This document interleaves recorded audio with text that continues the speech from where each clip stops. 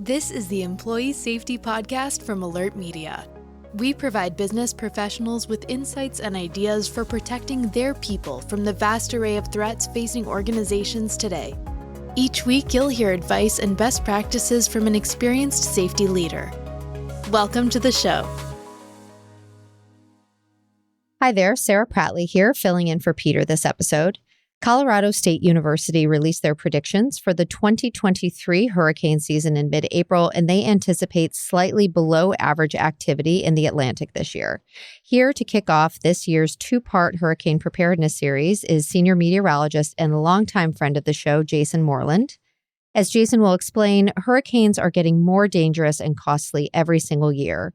Now is the time to prepare both your people and your business now before the first named storm hits. Jason will walk us through what to expect this hurricane season and provide some great tips for mitigating risks. Let's go ahead and listen in. Jason, welcome back. It's always great to have you on the show. Oh, thank you so much, Sarah. I'm glad to be here. Before we get into the nitty-gritty, why don't you go ahead and give us the big headlines? What are the most important things that organizations should understand about this hurricane season? Well, I think the number one thing is that hurricane season requires about 6 months of constant vigilance. I think there's still a general myth that hurricanes are this easily detectable weather phenomenon that begins near the coast of Africa, and you have a good 1 to 2 weeks of preparation time. But I'm sorry to say that's just not the case in most situations.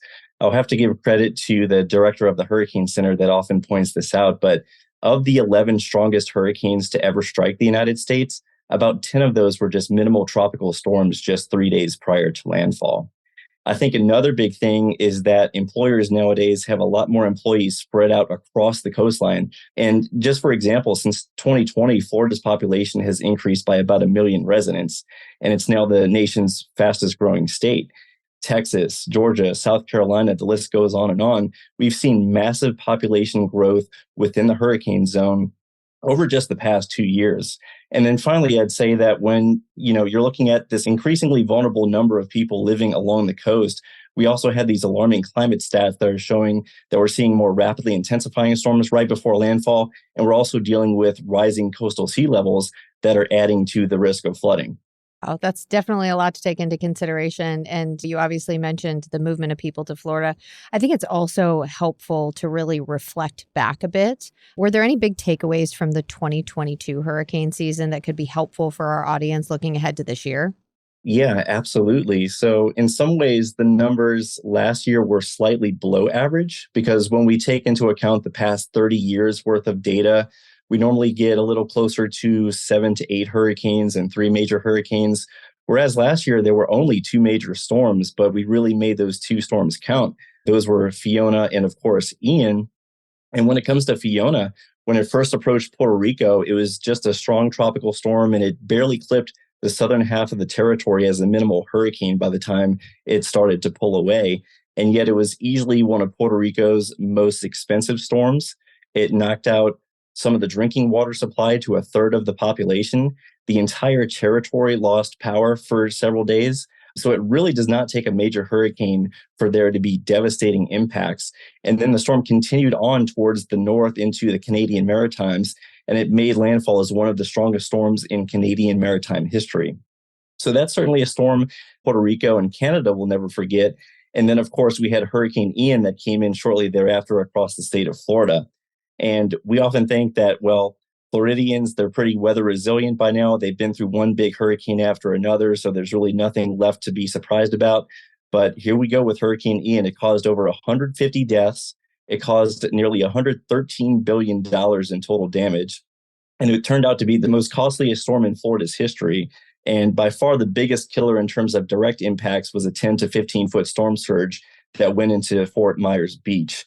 But one thing that could be often overlooked is that there was over 10 inches of rainfall that extended well into central and northeast Florida into some of those more inland areas that caused record level flooding along the rivers. And that also caused several fatalities as well. And the other thing to remember is that we didn't even really have our first notable hurricane until the month of September.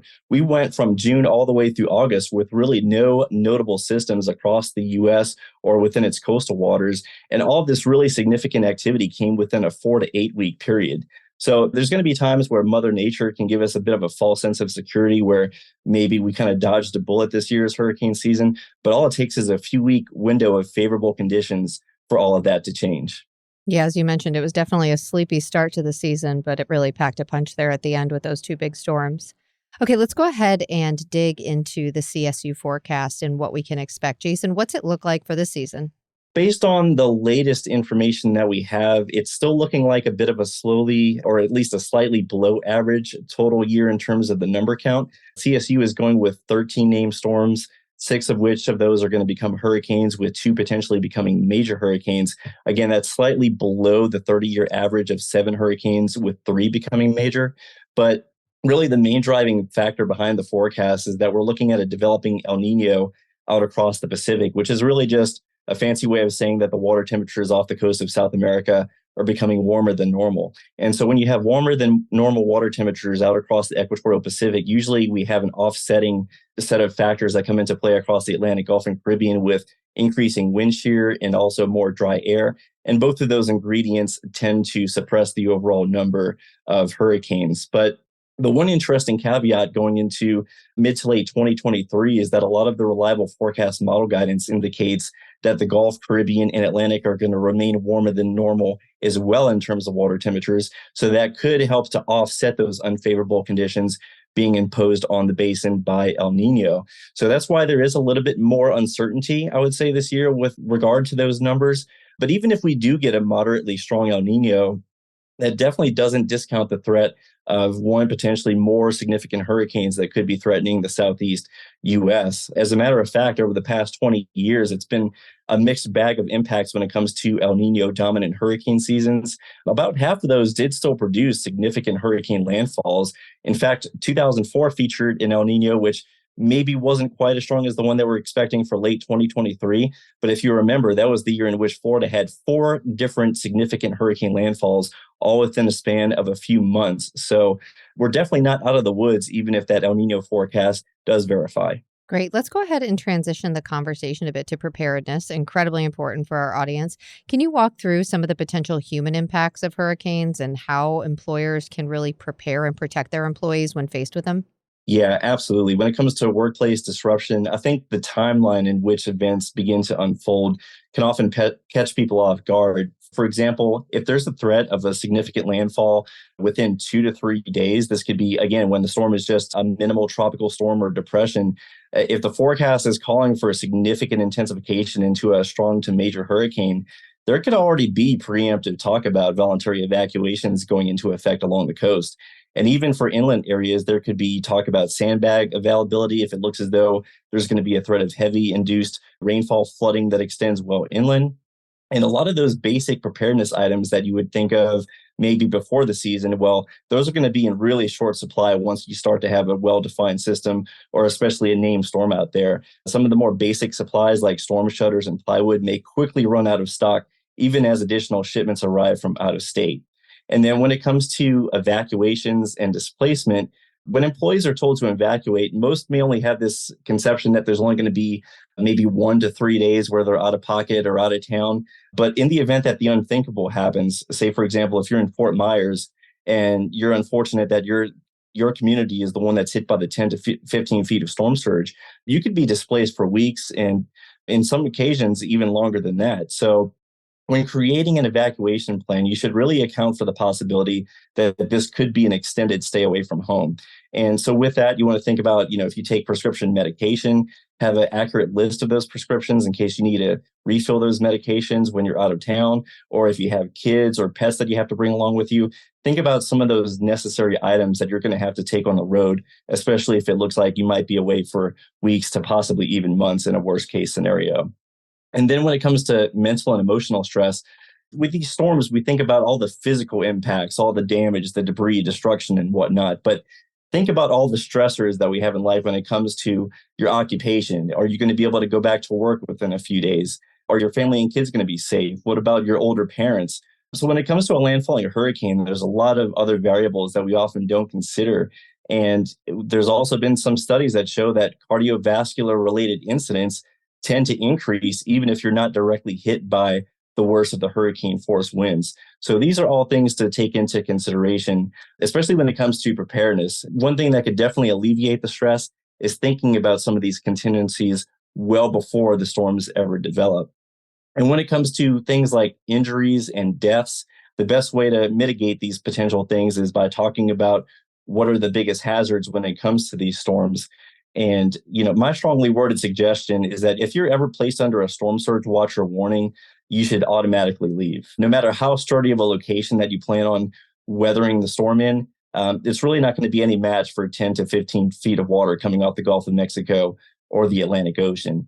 In the case of Hurricane Ian, there were 66 directly related deaths, and that's related to flooding, storm surge, or winds.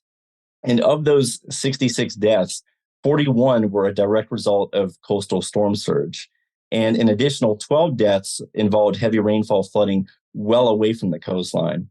And something that I've been talking about before every single hurricane season is that we think of these hurricanes as being massive windstorms and that the blowing debris is going to be the biggest cause of loss of life. But despite Ian being a Category 4 hurricane when it made landfall, only 4 deaths were directly related to wind impacts. Wow, that's incredible. Life safety, obviously, as you just mentioned, incredibly important. What about property impacts? What should folks be really looking to prepare for either right before the storm or even right now? Yeah, so right now, if your plan is to potentially weather one of these storms at home or in your business, you can start to really prepare by getting some of those non-perishable goods and items. That way you don't have to worry about going to the store and really buying up too much all at once. When it comes to non-perishable cans of food or extra gallons of water, these are basic things that can be done weeks or months before a storm ever threatens your area. Another thing that you can do is, let's say if you don't want to go the storm shutter route, if you want to buy plywood, of course, you can have those measured or at least have your windows measured, and you can pre-cut those and have those ready to go in case you need to install them in the days leading up to a storm. I guess one other bit of advice is that if you do go in the plywood route is that if you lay those flat, that's probably the best word of advice, because if you have them upright, they could warp by the time that you actually install those onto your framework, and then they won't be nearly as effective.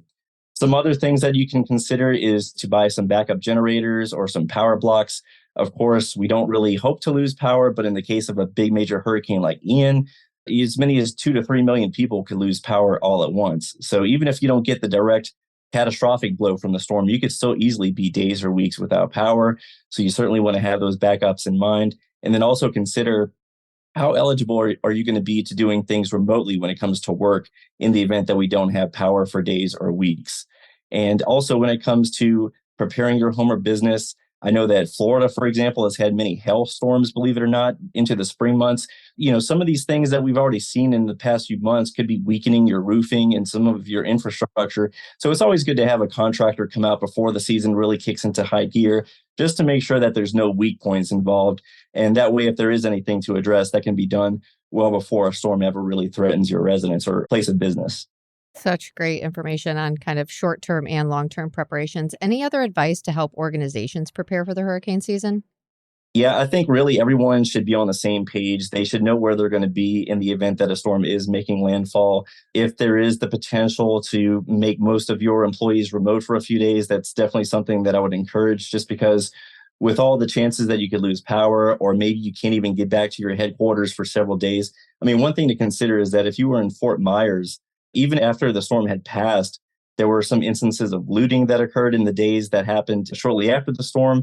And then the local city decided to implement a curfew each and every evening. So it may be several days before you can even go back and inspect your main property. So I would definitely, if at all possible, prepare to work remotely from a distant location in the event that a major hurricane causes severe impacts. We've also seen plenty of times in which the local water supply has been disrupted. I know the global intelligence team here at Alert Media was tracking dozens of boil water advisories for weeks, even into mid to late October after Ian made landfall. So you could have cascading impacts that go on well after the storm has come and gone. So these are all things that we should probably consider in the event that something like this were to threaten us. Absolutely. And then before we wrap things up today, Jason, what websites or resources do you recommend for up-to-date information on the hurricane season? The number one website I always recommend is going to be the official website of the National Hurricane Center. It's easily searchable at hurricanes.gov. And it's at hurricanes.gov that you'll find the latest tropical weather outlook. It's updated 4 times a day throughout the hurricane season. And once there's any active named storms, you'll see the latest track and intensity forecast guidance. Now, leading up to hurricane season, I would also say you can check out ready.gov/hurricanes. It's a great resource for any general preparedness tips that you may be on the lookout for. And then also when a storm is threatening, be sure to check out the state emergency management website. So for example, if you're in the state of Florida, check out floridadisaster.org. It'll often contain all of the latest evacuation maps and a list of potential storm shelters.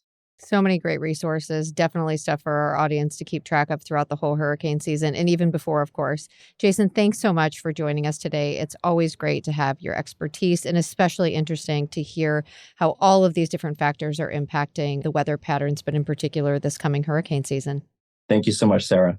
Thank you for listening in. Peter will be back next week for part 2 of our 2023 Hurricane Preparedness series, and he'll be joined by Beth Harbold from Family First Home Care. She will share her incredible story about Hurricane Ian. You definitely don't want to miss it. In the meantime, we hope you follow us on Spotify, Apple Podcasts, or your favorite podcast player, or you can subscribe on Alert Media's website. If you like this episode, please rate, review, and share. This is Sarah Prattley signing off. Until next time. Thank you for listening to the Employee Safety Podcast from Alert Media, the industry's most intuitive emergency communication and threat intelligence solution. To learn more about how to protect your people and business during critical events, visit alertmedia.com. Until next time.